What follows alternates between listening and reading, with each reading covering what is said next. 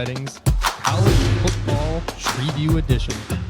From the AP voters to the BCS to the 14 playoff to the current 12-team playoff, we made it. Flaws and all, we welcome you with open arms. More teams, more games, it'll never be a bad thing.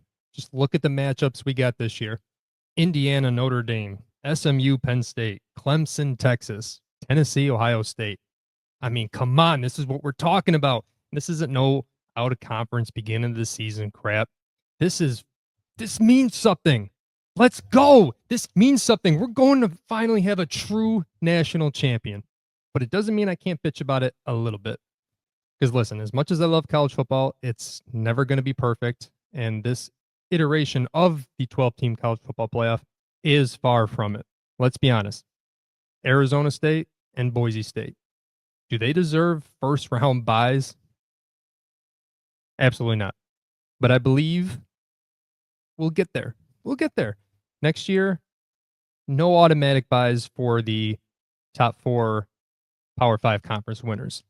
I'm cool with you automatically making the playoff. Let's at least give each conference something to fight for in that way. But automatic bye, get the hell out of here. Also, we need to do reseeding after the first round games. Because when you look at the bracket right now, there's certain teams that are lower ranked that are just have what you might say an easier path to the semifinals. I'm looking at you, Penn State. There's no way Oregon, the only undefeated team in here, should have to face the winner of an SEC Big Ten team that easily could have won their respective conference. They should get to face the lowest seed remaining. But even with all that, let's enjoy this playoff. And one of the main reasons we get to enjoy it, I gave you those teams. You know who's not in there? Alabama. For all the Alabama fans that kept saying they would beat SMU 19 out of 20 times, 99 out of 100 times.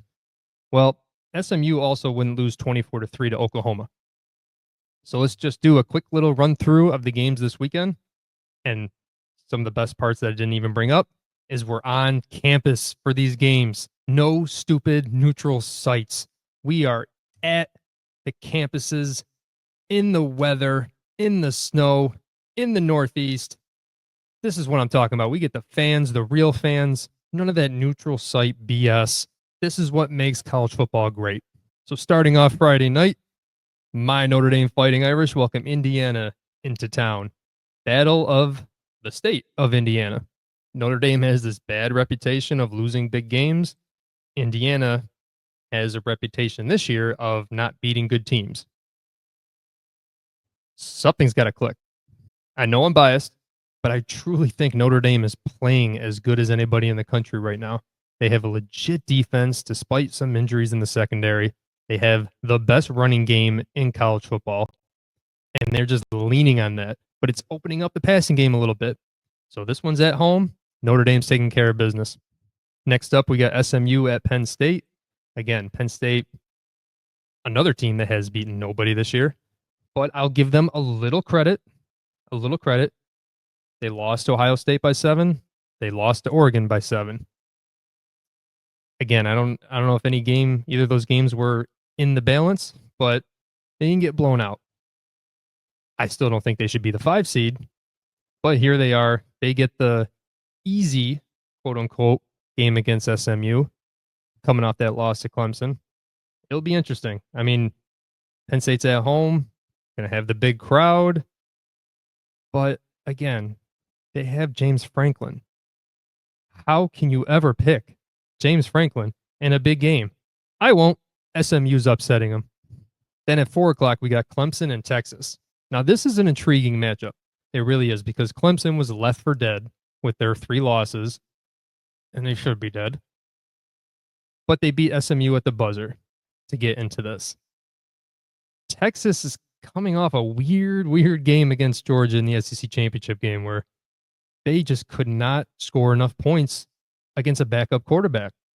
Listen, Texas defense is really good, and we all hate Dabo, but Dabo's been here before. It's very intriguing. I think Texas has this mindset that, hey, we're just going to stroll right in to the Final Four, but I think this is going to be a closer game than most people think. I just think Texas is going to hold out in the end with that defense, make enough plays. I think Manning's going to get in there, couple plays, couple run plays, change it up a little bit. So I got Texas sneaking by, but definitely not covering that spread. And then the final game this weekend. Wait a second, this can't be true. This must be a mistake. Ohio State's playing at night. They're not playing a Big 10 noon Fox noon game. Are you? Ah! The Buckeyes welcome Tennessee and their SEC stupid fan base up north into the cold, into the shoe. I've seen it's supposed to be 20, 22 degrees at kickoff. I wish it was snowing a little bit. I love it. Now, don't get me wrong. Again, yeah, I'm biased. This is a weird matchup for Ohio State. You know, everyone's circling the Michigan game and how poorly that went. I've just resigned to the fact that Ryan Day cannot beat Michigan right now. Mr. Kryptonite. But if you look at his past, he coaches his best against non-Michigan teams. They smoked Clemson in the COVID year to make the championship. And then the game after they lost to Michigan at home, they turn around and were a field goal away from beating undefeated Georgia and basically winning the national championship. So now that we're past the Michigan hurdle that he cannot jump, but we're past it, we're moving on. We got Tennessee coming up. I think Ohio State's going to take care of business. The thing that worries me is their defensive line versus our offensive line. I get it. Just throw the damn ball to all that talented wide receivers that we have. Get Jeremiah Smith the ball. Get Emeka Ibuka the ball. Get it out. Stop trying to be the tough team.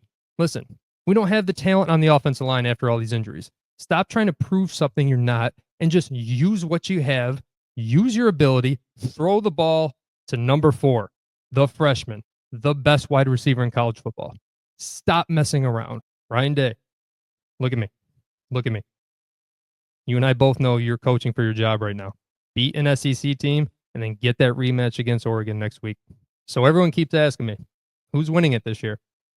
And I got to be honest, I have no freaking idea. I really don't. I can see at least 6 of these 12 teams winning it all.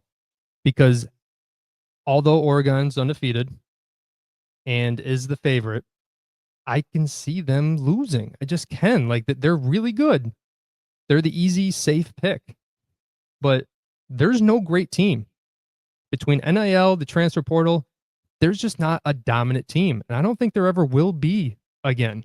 Maybe once out of every 5-6 years, there'll be just a great team that just dominates, but I don't see it anymore. There's too much talent around the country. There are flaws on each of these teams. So if I have to pick, I'm going to go in the championship game with Oregon versus Notre Dame. And as much as I love my Fighting Irish, I would be more than happy to just get there at that point. It's not like the game against Alabama in 2012 where we made the championship and then got ran over. I think this would actually mean a lot more. We would have proven our worth against some really good teams. And I don't think Notre Dame's defense would hold up just quite enough against that Oregon speed. So if that's how I see the championship game going, it would be Oregon finishing off the season undefeated as national champs. But what the hell do I know? Thank you for watching No Fall Weddings. I've appreciated everybody that tunes in, week out. Been through a lot the last couple weeks. But man, am I glad to have college football back. These games just mean a lot to me, a lot to my family. We can't wait to watch them. I hope everybody enjoys it. Hit up in the comments who you think is going to win it all, who's going to win this week's games. Who do you think is underrated? Who do you think is overrated? We'll see y'all next week when we discuss the Final 8. OHIO, go Irish.